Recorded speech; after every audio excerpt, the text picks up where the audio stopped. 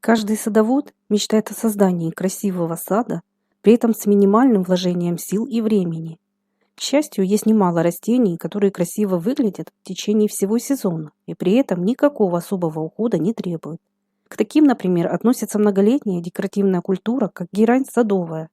Это великолепное во всех отношениях растение, не нуждается в укрытии на зиму. В средней полосе многолетняя герань отлично зимует. Она красиво и долго цветет, а также имеет декоративную ажурную листву. Есть виды и сорта с пестрой окраской и те, что к осени приобретают яркую багряную палитру. Садовую герань многие путают с пеларгонией или комнатной геранью, которые не выносят даже кратковременных заморозков.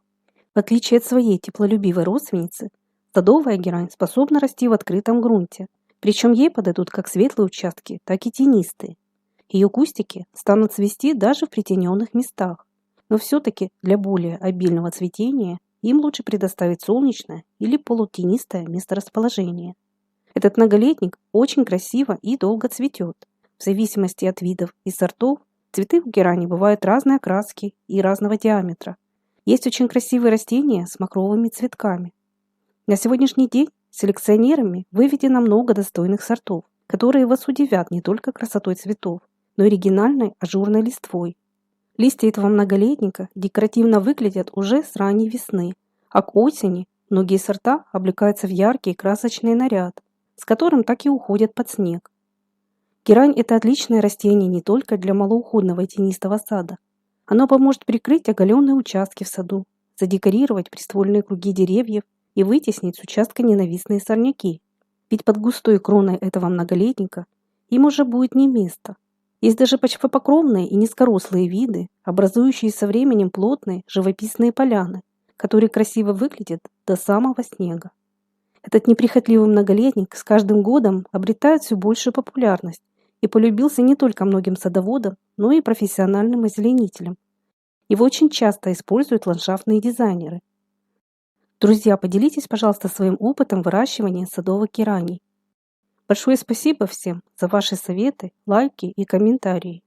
Не забывайте также подписываться на наш канал, чтобы всегда быть в курсе выхода новых роликов. Из пышных кустиков герани можно создать красивые цветочные бордюры, причем за короткое время, так как многие ее виды отлично разрастаются. Такие культуры очень выгодны, особенно для занятых садоводов, так как они не нуждаются в постоянной заботе. С геранью легко справятся даже новички в садоводстве без опыта выращивания растений. Многолетняя герань приживется практически на любой почве и даже в тенистых местах. Единственное, что на открытом солнце кустики все же потребуется хоть иногда поливать, особенно в жаркие засушливые дни.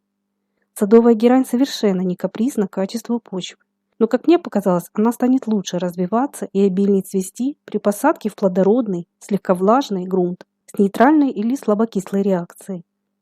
В зависимости от сорта ее цветы могут составлять в диаметре от 2 и более 5 см. Их цветовая палитра самая разная. Очень красивые герани насыщенно синей окраски. Сами кустики обычно вырастают в высоту от 10-30 см до 60-80 см. Очень красивый крупноцветковый махровый вид – это герань гималайская. Диаметр ее красивых цветов составляет от 4 до 6 см. Этот многолетник выносит без укрытия морозы до минус 29 градусов. Способен выносить недостаток влаги и расти даже в тенистых местах. Однако для обильного цветения кустики лучше посадить в легкой полутени. Хотя есть совершенно неприхотливые виды, которые хорошо приживаются именно на тенистых участках, например, под кронами деревьев. К таким относятся герань лесная, краснобурая и крупнокорневичная. Последний вид является отличным почвопокровником, который способен за пару сезонов нарастить плотный ажурный ковер. Под таким густым покрытием у сорняков не останется никаких шансов. Кстати, кустики герани отлично поддаются стрижке. Их также можно делить и рассаживать в разные места. Но что приятнее всего, что среди разных сортов и видов есть немало растений, которые цветут практически весь теплый сезон. Особой неприхотливостью и красивым внешним видом отличается герань луговая. Этот многолетник образует невысокие объемные кустики, которые расцветают в конце мая и радуют своими многочисленными синими цветками не менее 2 месяцев. Это растение обладает ценными лечебными свойствами. Его часто используют в народной медицине и фармакологии. Травянистая часть этого вида богата полезными органическими кислотами, дубильными веществами, ценными минералами, а также витаминами К и С. Герань обладает отличным противомикробным, противовоспалительным и антисептическим действием. Хотя большинство цветоводов ее выращивают как великолепную цветущую и декоративно-лиственную культуру с минимальным уходом, так как ее кустики декоративно выглядят от снега до снега. Ведь даже в то время, когда герань не цветет, ее резная ажурная листва всегда радует глаз.